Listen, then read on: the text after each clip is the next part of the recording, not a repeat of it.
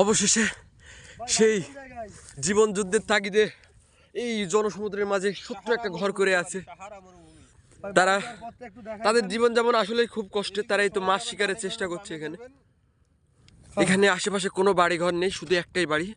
তারা খুব কষ্টের মধ্যে জীবনযাপন। ওই তো আরেকটা দেখা যাচ্ছে, জানি না সেখানে মানুষ আছে না নাই। আপনাদের জীবনযাপন সম্পর্কে যদি কিছু বলতেন। আমরা এখানে খুব দুর্বিষহভাবে জীবন মধ্যে দেখছেন সব মরুভূমি, শুধু পানি আর পানি। কিন্তু আমার একটা প্রশ্ন, এই মরুভূমির মধ্যে আপনি এত সুন্দর জামা কই পাইলেন?